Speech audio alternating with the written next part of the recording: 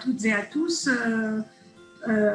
Aujourd'hui, je vais peut-être partager un scoop avec vous, un avant-goût par rapport aux orientations de la réforme.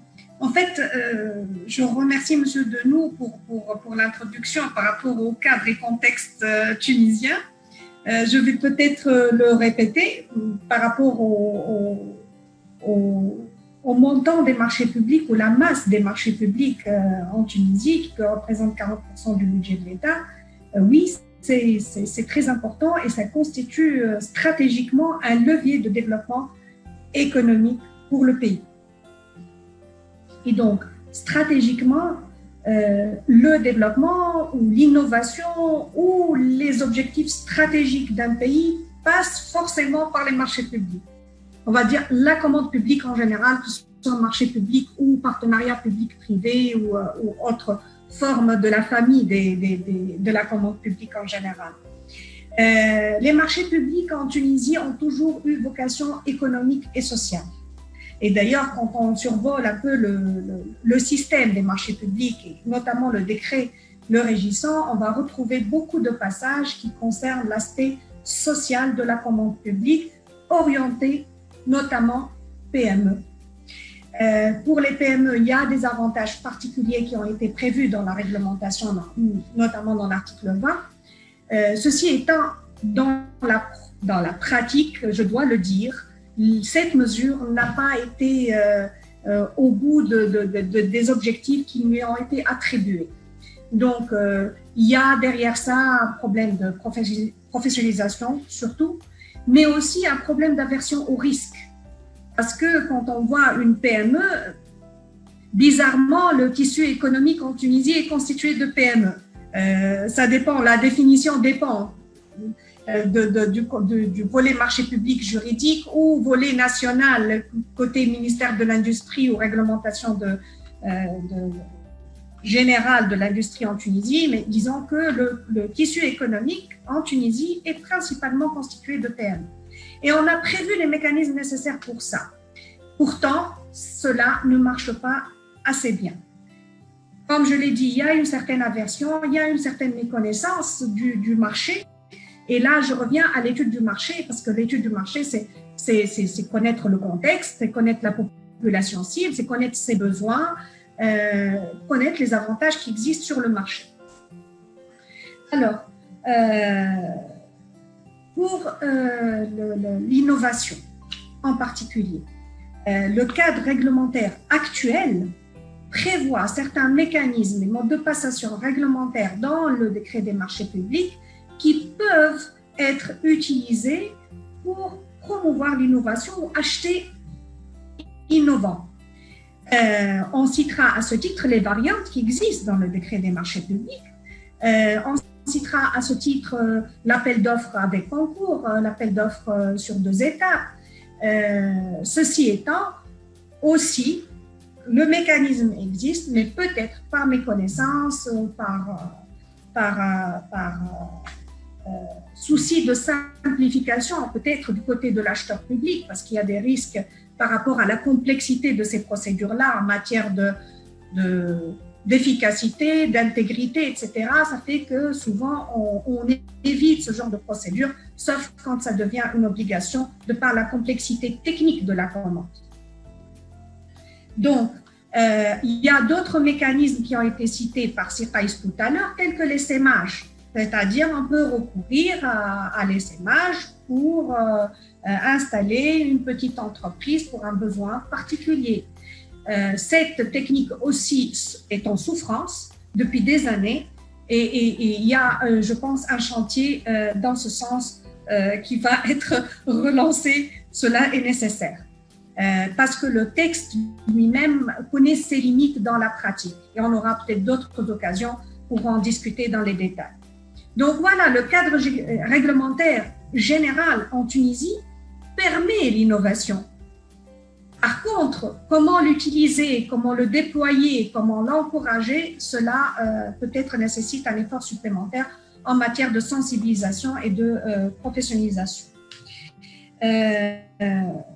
Pour la réforme, en fait, le système des marchés publics, quand je dis système, c'est le cadre réglementaire et institutionnel qui existe en Tunisie, a été évalué par rapport aux standards internationaux en 2012, par rapport à la méthodologie MAPS 1 de l'OCDE-DAC, et ça a abouti à un cadre réglementaire nouveau que vous connaissez, c'est le décret 1039 de 2014, qui a été assez conforme aux standards internationaux, assez novateur. Et on a même nous-mêmes été innovants dans notre réglementation. On a introduit le e-procurement qui est par excellence dans le monde entier l'outil par excellence d'encouragement de l'accès des PME à la commande publique. Aujourd'hui, en 2018, le e-procurement est devenu obligatoire. Et en 2019, il a été obligatoire et généralisé pour tous les achats publics en Tunisie. Il y a eu d'autres modes de passation qui ont été intégrés pour les études, etc., qui ont fait qu'on a amélioré le système de la commande publique en général. On a introduit certains passages supplémentaires pour ce qui est des variantes, par exemple, qui sont devenues obligatoires, mais l'utilisation, on va dire, ou l'application du décret a montré, par rapport à l'évolution des standards internationaux actuellement, qu'on devrait revoir le système vers plus de digitalisation, plus d'innovation, plus de durabilité, d'intégrité et d'efficacité. Et c'est pour ça qu'on a relancé une deuxième vague d'évaluation en 2019, qui a abouti au dernier rapport là qui va bientôt être présenté au gouvernement pour présenter le nouveau plan d'action de réforme du système des marchés publics. Je l'ai partagé avec nos amis experts au niveau du ministère de l'Industrie et avec le programme, et ils ont constaté aussi qu'il y a des recommandations dans ce sens pour encourager les startups et l'innovation en général. Pour ça, on s'inspire toujours des bonnes pratiques internationales et on va dire dans quelle mesure, dans la pratique, on va pouvoir intégrer des nouveaux mécanismes et modes de passation qui peuvent s'intégrer dans le système tunisien et le contexte tunisien. Ceci étant, on a toujours été conscient de ça et en 2019, on a organisé la deuxième édition du Salon national de l'achat public dont la thématique était l'encouragement des startups pour l'accès à la commande publique et on a dû organiser des stands pour les startups pour qu'elles puissent présenter leurs solutions ayant en face des acheteurs publics potentiels qui ont pu avoir connaissance de ces solutions. Peut-être qu'ils ne savaient même pas que ça existait.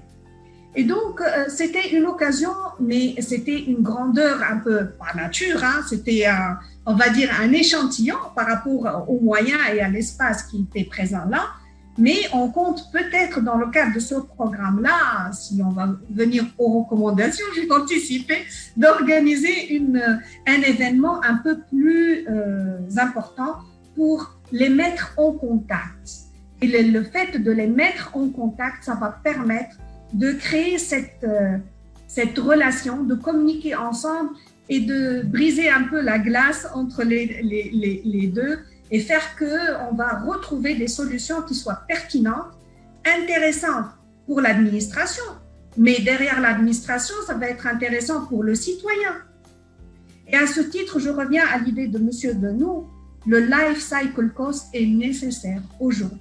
On a toujours été là en tant que ICOP, Commission supérieure des marchés, pour sensibiliser les acheteurs publics à intégrer cette variable-là dans l'évaluation en général de l'offre. Mais ça reste un balbutiement peut-être pour certains. Et donc, c'est notre rôle de participer dans ce cadre-là. La professionnalisation, c'est un axe de la réforme. On travaille sur ça. On a déjà lancé le master commande publique en Tunisie. Nous sommes précurseurs dans toute la région, hein, MENA, Afrique, etc. Et on compte encore développer, probablement, c'est une bonne nouvelle pour la Tunisie, mais il faut pouvoir la déployer, question de ressources, etc., mettre en place un centre d'excellence pour la gestion ou le management de ces de ce métier d'achat public. On parle désormais de métier d'achat public. Quand on parle de métier d'ingénieur ou de médecin ou d'infirmier, on doit parler de métier, de compétences et de carrière qui permettent d'avoir des gens compétents, capables de mener à bien une opération d'achat public, d'avoir l'expertise, d'utiliser justement ces mécanismes et modes de passation qui existent dans la réglementation. Voilà en général les objectifs de la réforme. L'évaluation, elle va bientôt voir le jour, le rapport, et j'espère que le gouvernement pourra le valider avec son plan d'action pour qu'on puisse travailler sur ce sujet-là. Les recommandations de l'étude sur l'innovation, elles vont être intégrées. Même s'il y a un texte juridique qui va être élaboré dans le futur, on va y participer et intégrer les passages intéressants et pertinents dans le nouveau texte des marchés publics pour une meilleure intégration de l'innovation et des startups innovantes en Tunisie. C'est un vivier de compétences qu'il faut encourager certainement.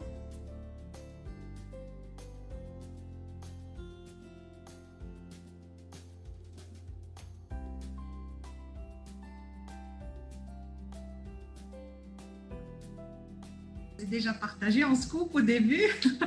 Donc, on va essayer de collecter le maximum de recommandations qui peuvent se marier au contexte bien sûr, et à la situation et aux principes régissant la commande publique, etc. Donc, on est à l'écoute de tous les participants et on va bien sûr intégrer ces recommandations-là dans le projet de réforme et forcément dans la réglementation future. Ceci étant, j'insiste sur certaines choses. Il y a beaucoup d'a priori sur la commande publique, sur les marchés publics et sur les acheteurs publics. D'abord, il ne faut pas, et ne t'arrête pas en tant qu'instance de régulation. Hein. Je ne suis pas ni le porte-parole de l'acheteur public, ni du secteur privé. Mais je me dois d'être objective par rapport aux deux. Donc, il ne faut jamais généraliser qu'il y a des problèmes de corruption en Tunisie. Les problèmes de corruption ou de malversation, etc., dans les marchés publics, c'est dans le monde entier que ça existe. Ce n'est pas une spécificité tunisienne, je suis désolée. Si on va aller voir ailleurs, on va trouver que c'est le même mal partout en matière de commande publique. Là où il y a de l'argent, il y a de la corruption. Donc, il y a des garde-fous pour ça, il faut savoir les gouverner. Ensuite, aujourd'hui, Start-upers, vous avez un arsenal à votre disposition, il faut l'utiliser. C'est déjà un acquis, il faut se défendre pour l'utiliser. Et pour pouvoir l'utiliser, il faut le savoir. Il faut avoir des compétences techniques. Et je reviens à ce qu'a dit ma collègue tout à l'heure, Limjal. Oui, c'est trop technique, c'est trop complexe, c'est trop spécifique les marchés publics. Mais quand on entre dans ce domaine-là, il faut connaître les règles du jeu. Quand on descend sur le terrain d'un match de foot, on a là les compétences physiques, etc. Mais on connaît aussi les procédures, les règles du jeu sur le terrain. Pour pouvoir réussir, il faut connaître les règles du jeu. Et pour ça, c'est aussi une recommandation pour nous, hein, en tant qu'instance de régulation. Le constat est clair. Le secteur privé n'a pas assez d'organes d'assistance en matière de marché public. L'acheteur public, il a aujourd'hui l'observatoire probablement, d'autres organes qui peuvent l'assister, le former, etc. Le secteur public le privé n'a pas cette opportunité. Et c'est pour ça que probablement parmi les recommandations, c'est que l'observatoire va s'ouvrir aux PME, au secteur privé pour leur garantir cette assistance, pour mettre à leur disposition des guides, etc. D'ailleurs, juste au passage, les guides existent. Le guide d'accès des PME à la commande publique ou au marché public existe déjà. Il est sur le site web de l'Observatoire, le site web des marchés publics. Il faut se documenter, il faut aller voir pour comprendre et jouer le jeu, et comprendre les règles du jeu et réagir en conséquence.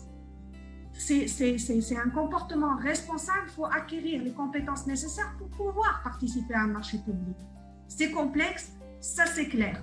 Après, Il y a beaucoup d'a priori, comme je l'ai dit. La règle du moins de 10 ans, il n'y a pas que ça dans le décret des marchés publics. La règle du moins de 10 ans, c'est la qualité que demande l'acheteur public. Ce n'est pas forcément la qualité médiocre ou une mauvaise qualité.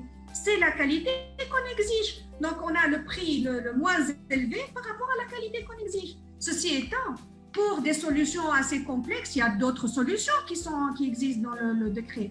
Donc, ces préjugés, là, il faut les écarter. Il faut aller voir dans les textes, dans le cadre réglementaire, ce qui peut répondre au mieux à nos besoins.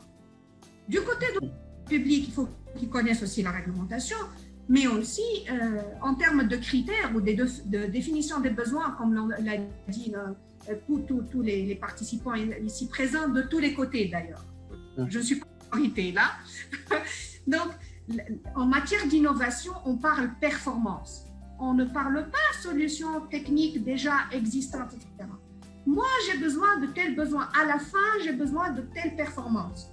Je définis mon besoin autrement. Et ça, c'est permis dans les cahiers des charges. Il faut que juste l'acheteur public réfléchisse et fasse l'investigation, on va dire, technique nécessaire pour pouvoir exprimer son besoin de manière à pouvoir collecter ou intéresser les entreprises. Merci. Voilà.